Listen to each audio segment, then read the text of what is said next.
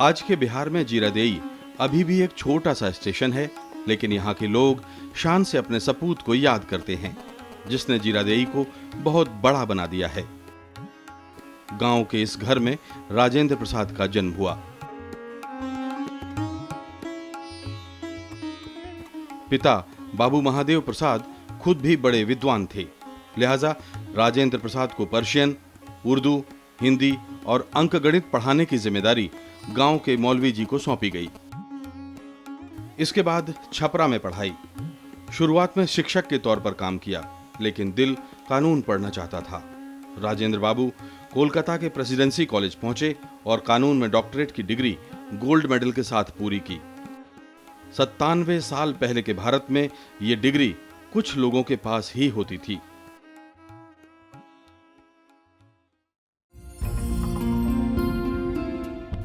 वकालत शुरू कर दी, लेकिन उन दिनों देश दीवाना था महात्मा गांधी का, जो अंग्रेजों के खिलाफ असहयोग आंदोलन छेड़े हुए थे।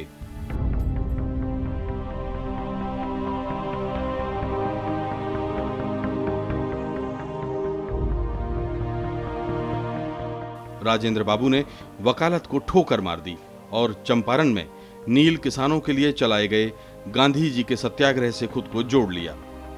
1934 आते आते वो मुंबई के कांग्रेस अधिवेशन में पार्टी के अध्यक्ष चुने गए। 5 साल बाद नेताजी सुभाष चंद्र बोस ने जब पार्टी के अध्यक्ष पद से इस्तीफा दिया, तो एक बार फिर पार्टी ने राजेंद्र बाबू को कमान सौंपी।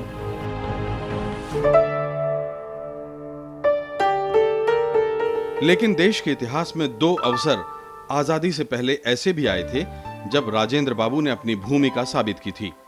1946 में जब यह तय हो गया कि अंग्रेजों को जाना ही पड़ेगा, तो पंडित जवाहरलाल नेहरू की अगुवाई में अंतरिम सरकार बनी और जिन 12 मंत्रियों ने अंतरिम सरकार में शपथ ली, उनमें राजेंद्र बाबू भी थे। उन्होंने खाद्य और कृषि मंत्री के तौर पर शपथ ली। ये वो दौर था जब देश के अगले रूप रंग की तैयारी शुरू हो गई थी। देश को चलाने के लिए एक संविधान की जरूरत थी। राजेंद्र बाबू को 11 दिसंबर 1946 को संविधान सभा का अध्यक्ष मनोनीत किया गया। ये जिम्मेदारी उन्होंने तब तक निभाई जब तक कि देश को चलाने के लिए एक नया संविधान नहीं बन गया। इसके बाद भी उनकी भूमिका खत्म नहीं हुई। चुनाव तो हुए नहीं थे, लिहाजा देश को एक राष्ट्रपति भी चाहिए था और एक बार फिर जरूरत महसूस हुई राजेंद्र बाबू की। 24 जनवरी 1950 को सबकी सहमति से उन्हें भारत का पहला अंतरिम राष्ट्रपति चुना गया। इसके बाद जब 1952 में चुनाव हुए तो डॉक्टर राजेंद्र प्रसाद फिर राष्ट्रपति चुने गए। यही नहीं, 1957 में उन्हें एक बार फिर देश की बागडोर सौंपी गई। इस तरह पूरे 12 साल राजेंद्र बाबू देश के इस शिखर पद का मान बढ़ाते रहे। ये एक ऐसा रिकॉर्ड है जो शायद ही कोई दूसरा कभी तोड़ पाए। जब वो राष्ट्रपति पद पर थे तो साल में करीब 6 महीने वो देश का सफर रेल से करते थे। उनकी खास रेल छोटे छोटे स्टेशनों पर रुकती थी और वो आम आदमी से बतियाया करते थे।